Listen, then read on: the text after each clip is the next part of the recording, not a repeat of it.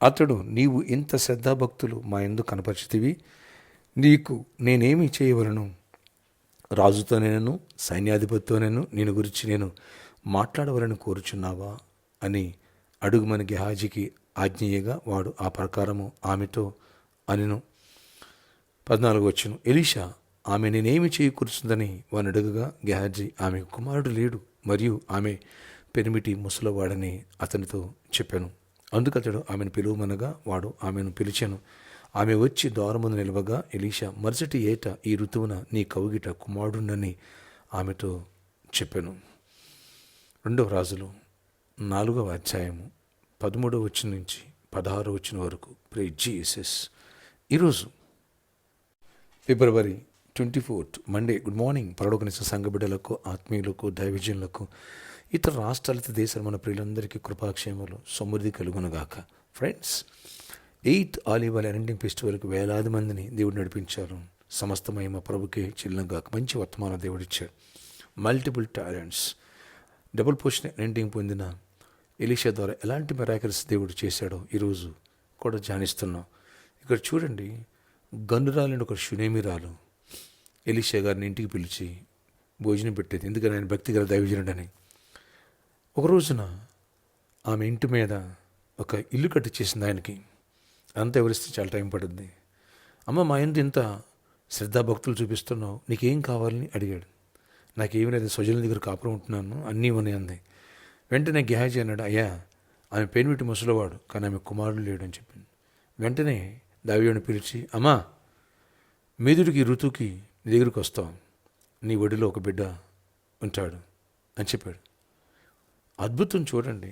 ఆమె యవనస్తురాలు, భర్త ఏం వృద్ధుడు. కానీ బట్ దైవజుడు ఒక ప్రాఫెసీ చెప్పాడు, డబుల్ పోర్షన్ అరెంటింగ్, ఏలియా మీద నా ఆత్మ అభిషేకం ఈయన మీదకి వచ్చింది. ఆ మాట చెప్పాడు, అంతే. ఆ సామర్థ్యం దేవుడు చేశాడు, కొడుకు పుట్టేశాడు. Praise Jesus. ఆమె గర్భవతి అయింది. ఎలాంటి అద్భుతం, ఎలాంటి ఆశ్చర్యకరం. దేవుడు అభిషేకిస్తే ఇంతేనమ్మా. ప్రతి ఒక్కరూ ఈ డబుల్ పోర్షన్ అరెంటింగ్ గురించి బలంగా ప్రేర్ చేయండి. ఈ అభిషేకం దేవుడు మనకి ఇచ్చును గాక.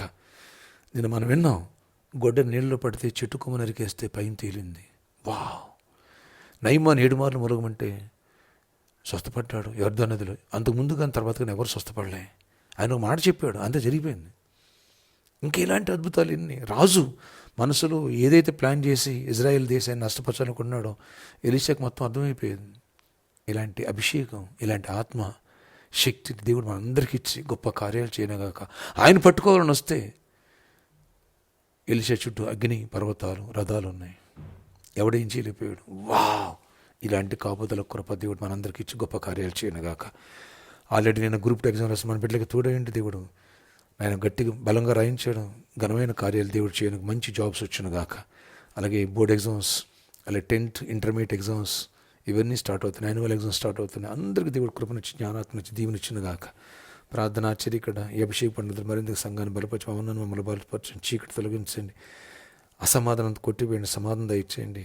ఎవరికి జాబ్లో జాబ్స్ ఉండి, ఎవరు ఐక్స్కొని ఐక్స్ ఇవ్వండి, ఎవరికి నెమ్మదిని పెళ్లి కాలంటే పెళ్ళి అవ్వాలి, గర్భఫలం వెళ్ళి గర్భఫలం పొందాలా, శూన్యమి రాలి. ఎలా గర్భఫలం పొందిందో, ఏ చెల్లి అయితే ఫ్రూట్స్ పట్టుకెళ్ళిందో అద్భుత రీతిలో గర్భఫలం ఉండి ఆశ్చర్య రీతిలో మీ కార్యాలు జరిగించి మహిమ చెందండి. నీ తోడు బిడ్డలతో ఉంచండి, స్వస్థపరచండి, అనారోగ్యాన్ని విడిపించండి, చీకటి ప్రభావాలు లయపరచండి, ఫైనాన్షియల్ మిరాకిల్ చేయండి, జాబులు వచ్చిన సొంత గృహాలు ఇవ్వండి, అన్నింటిలో దీవించి విశ్వాసం బలపరిచి గొప్ప కార్యాలు చేయండి. ఈ రోజంతలో గొప్ప జయములు ఇవ్వండి, కృపాక్షేమండి. బర్త్డే, వెడ్డింగ్ యానివర్సరీ దీవించి దీవెంతో నింపండి. ఈ రోజంతలో కూడా పన్నంతా తోడేయండి, ఎగ్జామ్స్ అన్నింటిలో తోడేయండి, జ్ఞానాత్మ ప్రయాణాలు తోడండి, అన్ని అవసరాలు తీర్చి కృప నుంచి ప్రొటెక్ట్ చేసి ప్రతి బిజినెస్ తోడేయండి, దీవించండి. యేసు నామములో ప్రార్థిస్తున్నాను తండ్రి, ఆమేన్.